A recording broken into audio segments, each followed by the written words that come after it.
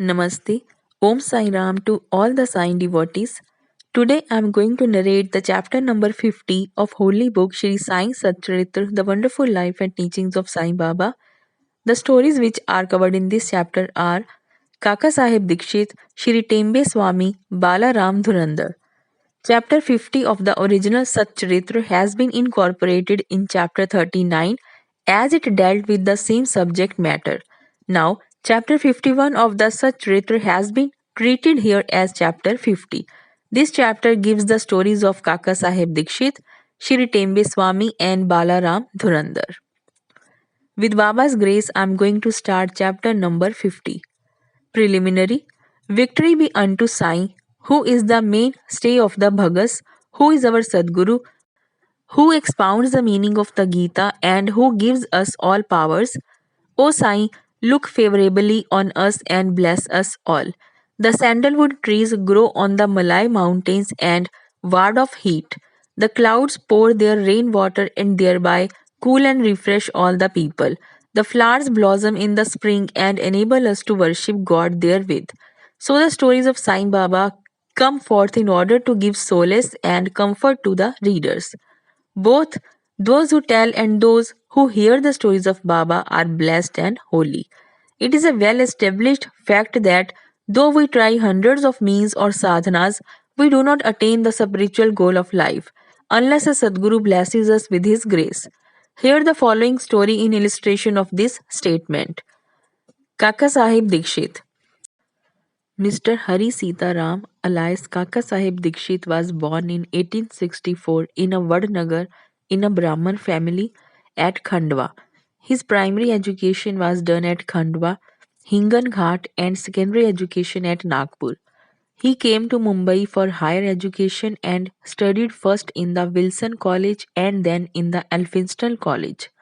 After graduation in 1883, he passed his LLB and solicitor's examinations and then served in the firm of the government solicitors Messrs. Litters and Company, and then after some time started a solicitor's firm of his own.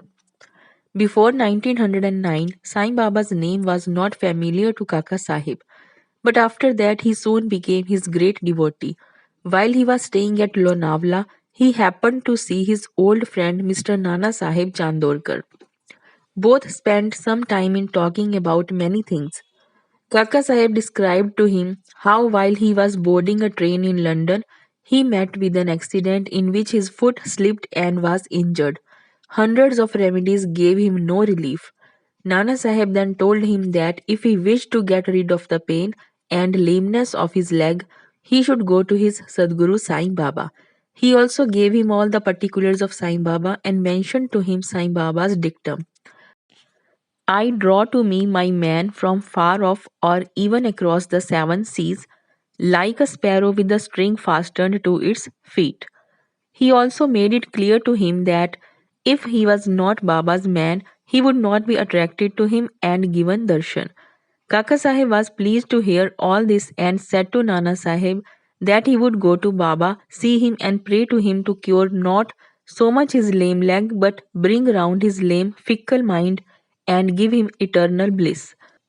Some time after, Kaka Sahib went to Ahmednagar and stayed with Sardar Kaka Sahib Mirikar in connection with securing votes for a seat in the Mumbai Legislative Council. Mr. Bala Sahib Mirikar, son of Kaka Sahib Mirikar, who was a Mamladar of Kopargaon, also came at that time to Ahmednagar in connection with a horse exhibition there. After the election business was over, Kaka Sahib Dikshit wanted to go to Shirdi, and both the Mirikars, father and son, were also thinking about a fit and proper person as a guide with whom he should be sent there. There Sai Baba was arranging things for his reception.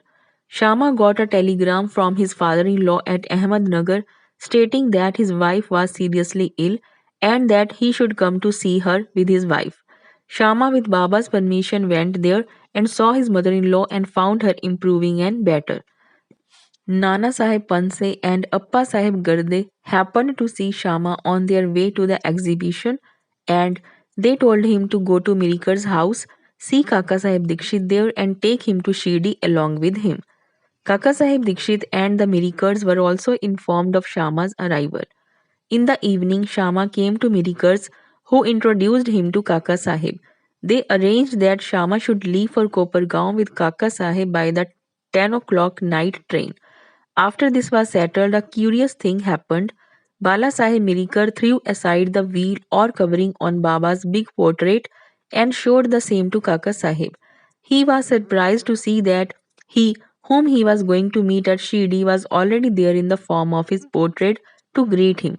At this juncture, he was much moved and made his prostration before the portrait. This portrait belonged to Megha.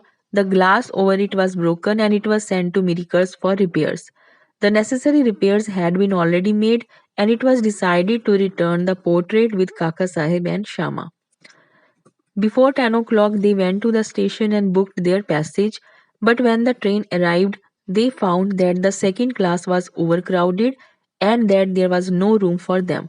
Fortunately, the guard of the train turned out to be an acquaintance of Kaka Sahib and he put them up in the first class.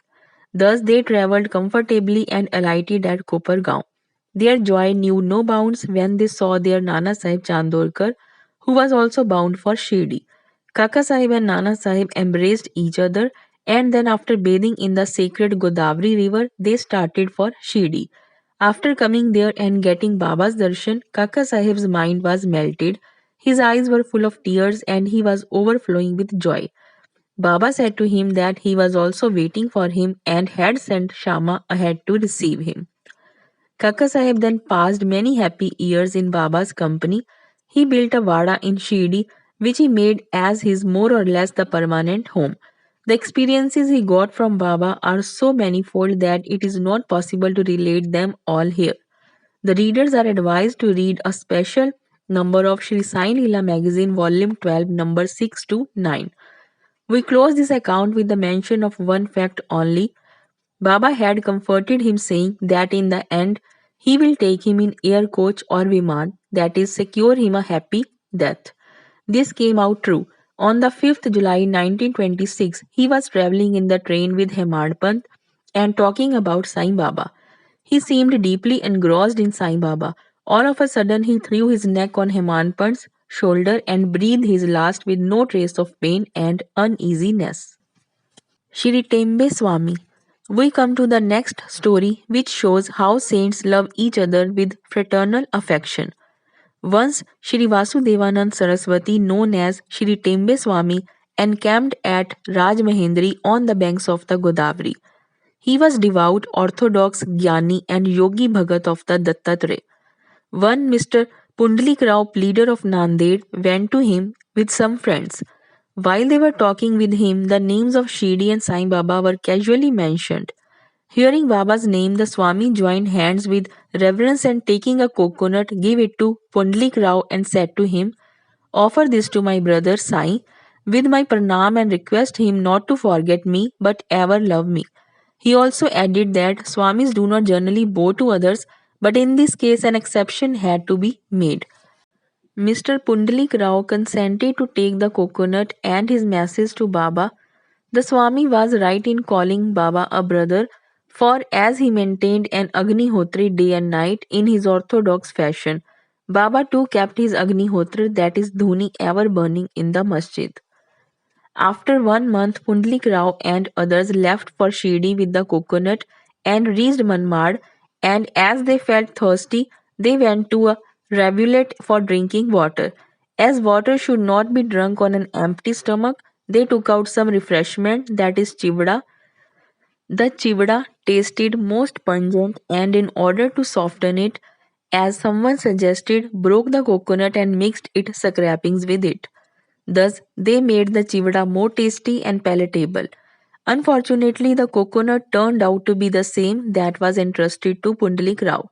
As they neared Shirdi, Pundalik Rao remembered the trust, that is the coconut, and was very sorry to learn that it was broken and consumed.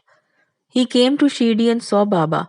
Baba had already received a wireless message regarding the coconut from Tembe Swami and himself asked Pundalik Rao first to give the thing sent by his brother.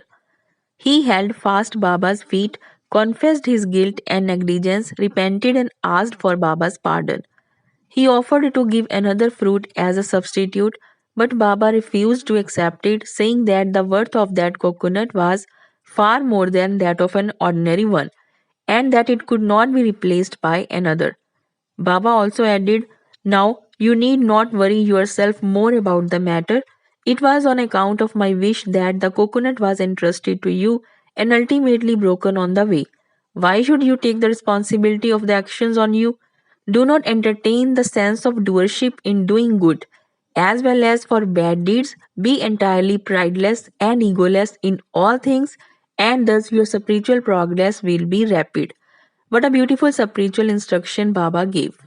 Baba also added, "Now you need not worry yourself any more about the matter. It was on account of my wish that the coconut was entrusted to you and ultimately broken on the way. Why should you take the responsibility of the actions on you? Do not entertain the sense of doership in doing good as well as for bad deeds. Be entirely prideless and egoless in all things, and thus your spiritual progress will be rapid." What a beautiful spiritual instruction Baba gave. Bala Ram Dhurandhar. Mr. Bala Ram Dhurandhar belonged to the Pathre Prabhu community of Santa Cruz, Mumbai. He was an advocate of the Mumbai High Court and sometime principal of the Government Law School, Mumbai. The whole Dhurandhar family was pious and religious. Mr. Balaram served his community and wrote and published an account of it. He then turned his attention to spiritual and religious matters. He studied Gita carefully and its commentary Gyaneshwari and other philosophical and metaphysical works. He was a devotee of Vithoba of Pandharpur. He came in contact with Sai Baba in 1912.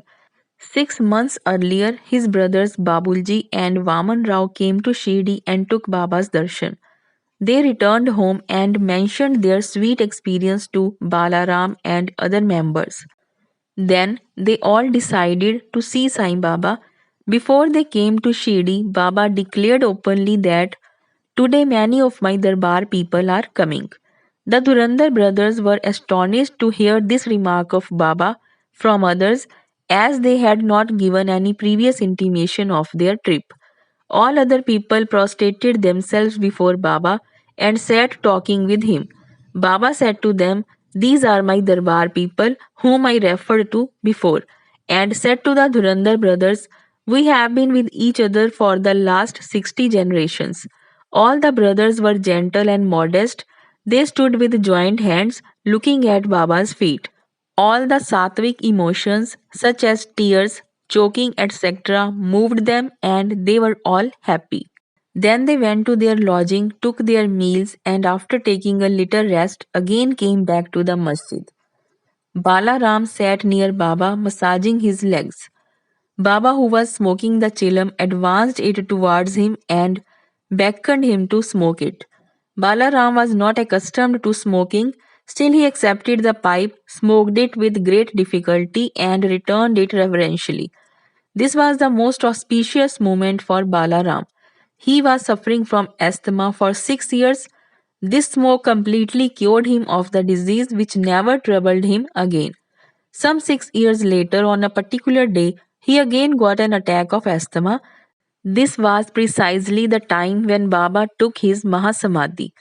The day of this visit was a Thursday, and the Dhurandhar brothers had the good fortune of witnessing the Chavdi procession that night.